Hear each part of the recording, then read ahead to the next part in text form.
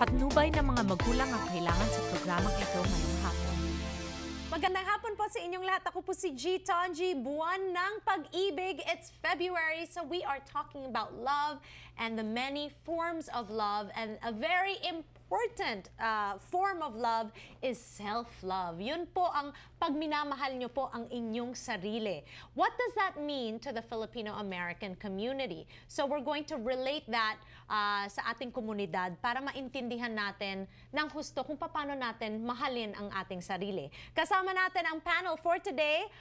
Coming back, si Tinette Sumilier. She's an active participant in the Filipino-American community, assistant director for a nonprofit Filipino dance group called Kayamanan ng Lahi, is also a life insurance agent. Kaya naiintindihan niya na we really have to plan ahead for our loved ones. Joining us once again, si Irene Suico Soriano, Filipino-American award-winning poet and independent literary film and video curator, and animal rights and shelter advocate. She's currently the office manager and co-events coordinator for the Asian American Studies Center at UCLA. And lastly, joining us, si Allison De La Cruz, a theater maker and dramaturg, and is currently the director of the Performing Arts and Community Engagement for the Aratani Theater in downtown Los Angeles. What a mouthful, but talaga naman. You guys are so accomplished. Uy.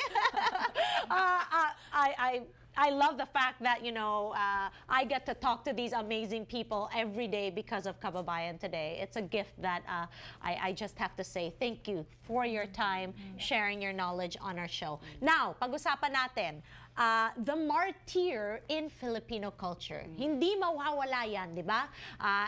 This is how supposedly a lot of people show their love. Is the martyr-ism of always giving and giving to the family, giving to the husband, giving to the children, giving of yourself. Paano na yung sarili nyo if you're always giving to everybody? Diba? We're sort of conditioned as a Filipino to always be like that. Diba? It's considered a good trait. Pag martir ka, but you know what? In 2016, if you're a martyr, there's something wrong. Hindi po pwedeng palaging you're giving to everybody else. Do you agree to this? I completely agree. I think that to be able to give, you have to, you know, like you said, love yourself first, because then how much of yourself can you give if you're not giving yourself anything, right? So I think that a lot of the older generation, I think, do believe in this martyrdom, but at the end of the day, if they're not happy within themselves and they feel like they've given everything and they've got nothing left for themselves, then what is it for? They become bitter. Yes. Bitter, right? I know, juice. I know a lot of people in that space. It's not a happy space. Irene? Yeah, you know, when I was doing arts organizing more actively in the mid-90s, I would, you know, congregate with my arts organizers, and one of the things we would talk about is being the Superpinay. So doing everything, you know, planning everything, being the sole source of movement in anything that was being done. And I experienced a big burnout by doing that, being the, you know, martyr.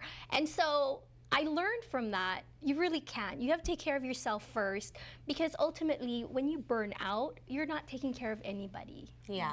So I'm 100% on board with seeing what you need first, and then going out into the community and giving. Yes. From that space. Okay. There's an analogy that I want to, para maintindihan nyo po kung anong ibig sabihin ng self-love and self-care. You know, when you're in an airplane and the gas mask falls down, sino uunahin nyo? Sarili nyo, di ba? Because if you are not in this condition na you can take care of another person, de ano pa? Right?